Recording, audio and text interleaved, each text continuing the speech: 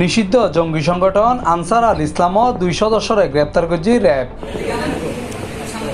কর্ণফুলী থানার শিকলবাহী ইউনিয়ন এলাকাত নিষিদ্ধ জঙ্গি সংগঠন আনসার আল ইসলাম 2 জন সক্রিয় সদস্য জেহাদি বইসহ গ্রেপ্তার করেছে র্যাব 7।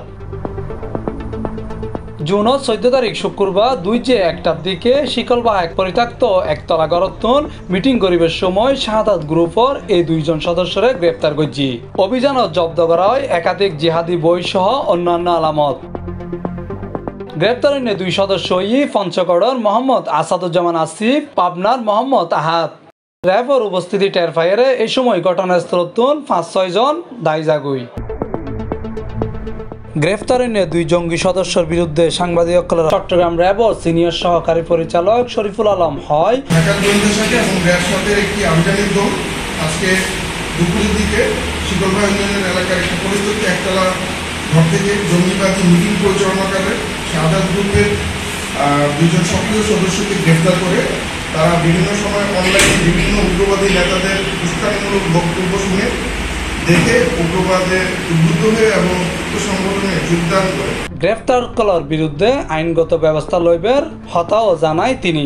দেশবিরোধী ষড়যন্ত্রে লিপ্ত সংগঠন জামাতুল আনসার হিন্দার সার্কিয়ার আমির ও শীর্ষস্থানীয় নেতা সহ প্রায় 70 জঙ্গিকে গ্রেফতার করেছে র্যাব। প্রতিষ্ঠা লগ্ন থেকে এ পর্যন্ত এই সকল জঙ্গি সংগঠনের প্রায় 10,000-এর অধিক জঙ্গিকে আইন আওতায় নিয়ে এসেছে র্যাব। এ সময় তিনি আরো হয় তথ্য প্রযুক্তির মাধ্যমে জানা যায় শাহাদাত গ্রুপগর সালাউদ্দিন নামর এক প্রবাসীর মাধ্যমে পরিচালিত হয়। তে বর্তমানে বিদেশত অবস্থান করে। এই গ্রুপের অন্যান্য সদস্য ঢাকা সহ বিভিন্ন এলাকার অবস্থান করে। ইয়নের ধারাবাহিকতায় র্যাব সদর দপ্তরের গোয়েন্দা শাখা ও র্যাব 7-এর একখান বিশেষ টিম অভিযান চালাইয়ে শিকলবাহ ওই 2 জন সদস্যরে গ্রেপ্তার করে।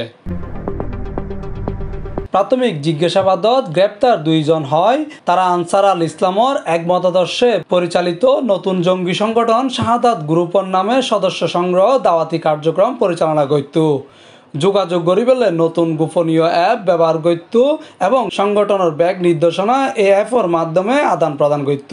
যোগাযোগের জন্য তারা মূলত এনক্রিপ্টেড বিভিন্ন মেসেঞ্জার এবং মোবাইল অ্যাপ ব্যবহার করে।